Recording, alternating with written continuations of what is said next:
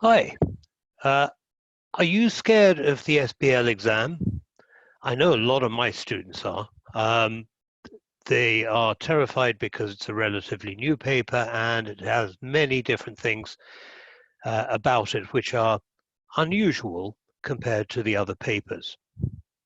Well, my name is Ashim Kumar and I have been helping students around the world pass the ACCA examinations for over 25 years.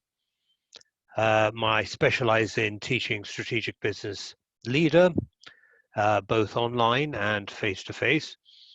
And since September 2018, I've had 2 national prize winners for this paper. So I guess something about my system works. My 2 students were kind enough to send me some testimonials. The first one was from my student in Poland, in a face-to-face group in September 2018, which was the very first SBL sitting, and he won the national prize in Poland. And the second one was in March 2020, where my student won the national prize in Saudi. In our videos together, and I'm going to make a series of these, I'm going to address what students have told me time and time again, what their most common problems are with SBL and what they're most scared of. And so really my aim is to get rid of that fear that so many students have by addressing those issues.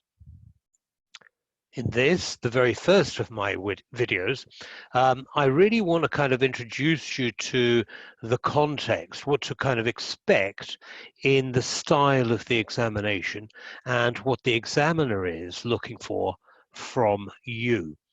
So I'm going to give you an introduction into an overview and the kind of thinking approach that you need to take when sitting the SBL paper. The fundamental thing to remember is that SBL is designed to be a practical paper. It is not a theoretical paper, so it's very, very different to university examinations, for example, where you're expected to learn and then regurgitate the theory in the examination. The SBL exam is nothing like that. The principal purpose of the examination is to place the candidate in the kind of situation he or she would be in if they were faced with this kind of challenge in the real world. Okay, so here in this first video, there are a couple of introductory things that I want to bring to your attention in terms of the approach, the context, if you like, of many of the questions that you will be expected to address in the examination. I've come up with a quite easy to remember acronym to help you remember this, and we'll go through each of these in turn now. The acronym is RACES, okay, RACES, and the letters stand for roll, ask, combine, examine, and share. And now what we're going to do is we're going to go through each one in turn, and I'm going to introduce to you what the examiner expects from you in each of these areas. Let's start with roll. Now, the examiner or the exam paper will tell you at the beginning of the paper and also at various stages in the examination what your role needs to be in that particular task or part of a task. All right. So you might be told that you're a consultant. You might be told that you're an employee. You might be told that you're a non-executive director, and so on in the organization. And the reason that you're told that is because the examiner is saying to you, listen, we want you to answer this task from the perspective of this person. Okay, and so you're being tested in your ability to put yourselves in the shoes of these people in these different roles, and demonstrate your understanding of what these people, what's important to these people, how they think, and the kind of information that they would be looking for when putting together an answer in this situation. Okay, so you need to imagine yourselves in that role and answer from that perspective. Okay, your approach and content of the answer must be from that perspective.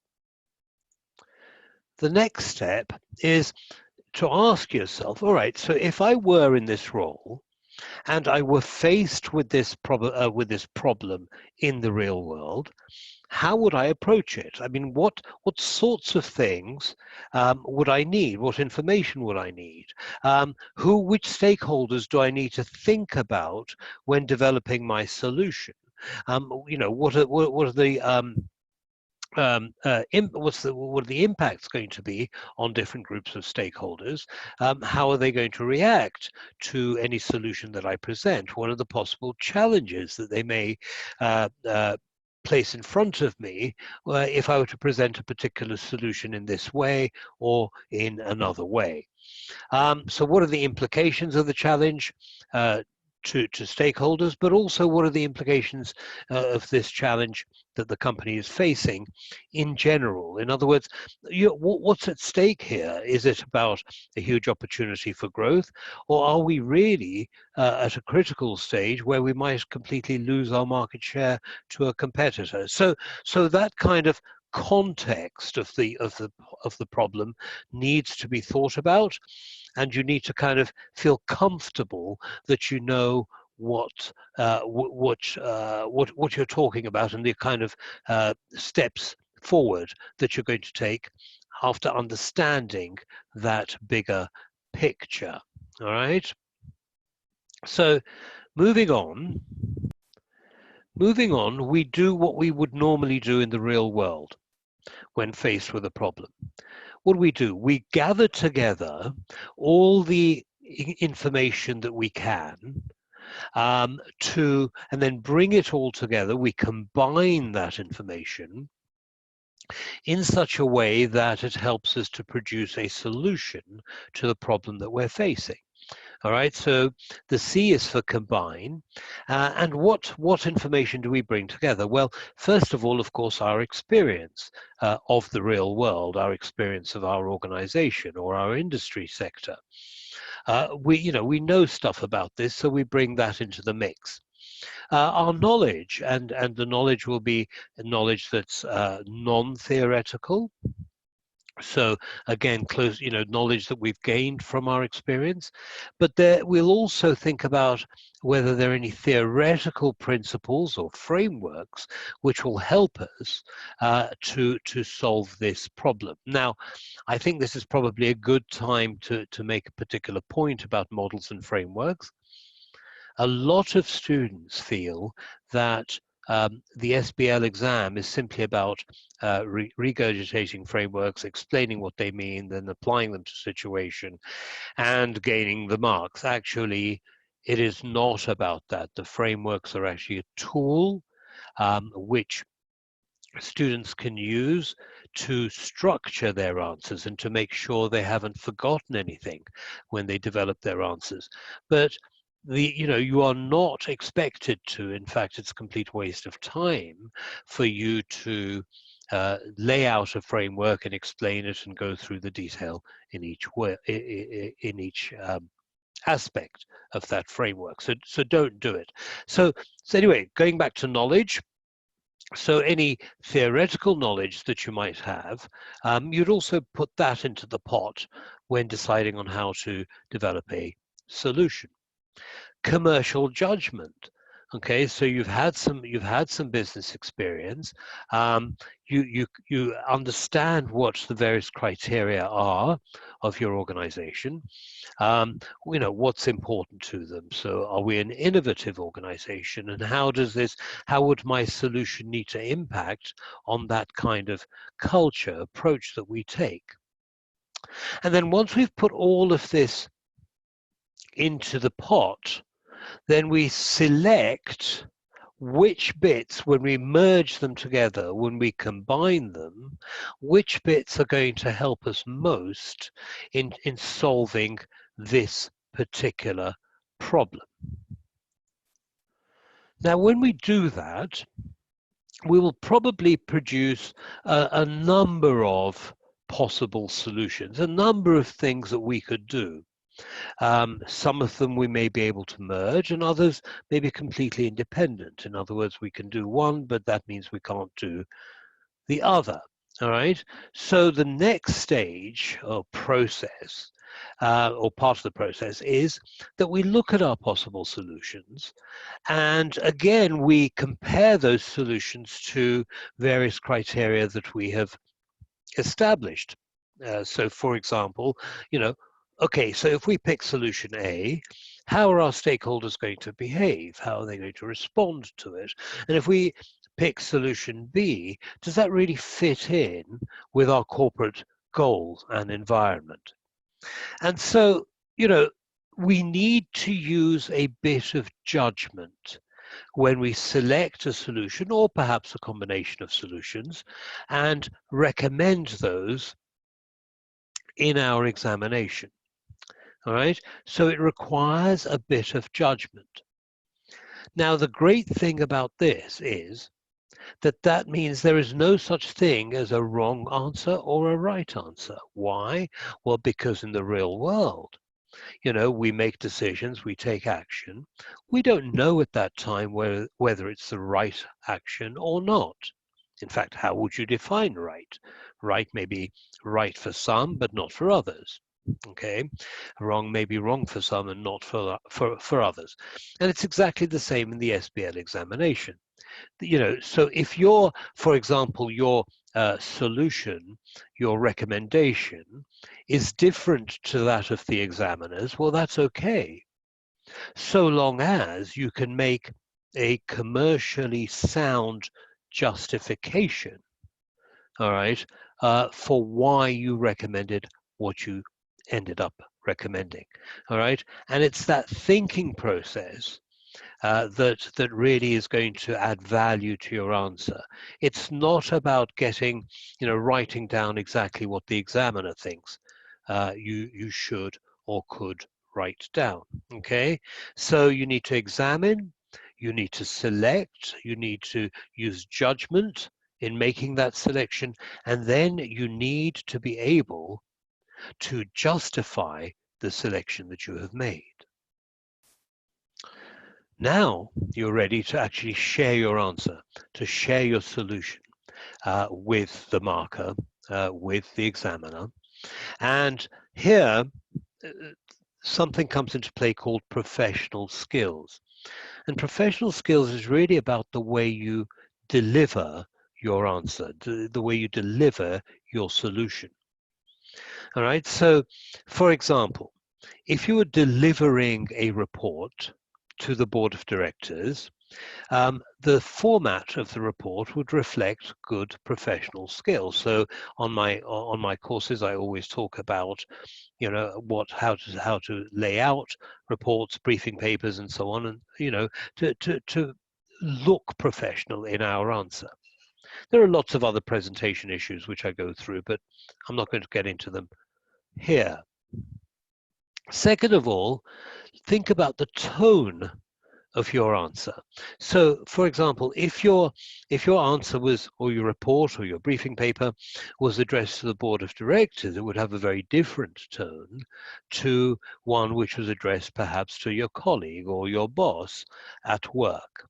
All right. So think about the tone, the style, the format, based on the audience on which to which you are presenting it. Also, most importantly, think about what they want to hear, not what it is that you want to tell them, but what they want to hear, what they need to hear to make the decisions that they would make. So, for example, if you are presenting to the board of directors, which in the exam you often are, you will need to present your solution in a way which has some kind of strategic consequence or strategic impact. The board is not interested in operational issues, okay, like how many shifts are worked in the factory. The board is much more interested in, do we have the resources to meet our strategic manufacturing targets over the next 5 years? And so the style and content of your solution must be very focused on what it is that your audience is looking for. All right.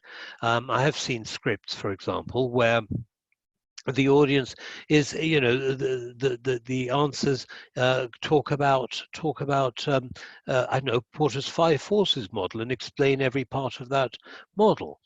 And this is for the board of directors. Well, I don't think the board of directors is particularly concerned with Porter's 5 forces model. They're looking to you to apply or not apply that model to the problem and give them a strategic analysis of the situation and perhaps your recommendations. All right. So don't make the mistake of ignoring the fact that your audience wants something specific, especially the board of directors, and that specific thing with the board of directors is strategic analysis. Give them that, not what you want to give them to show off that you know Porter's 5 forces. It's not about that. So that's all I really want to say in this very short video.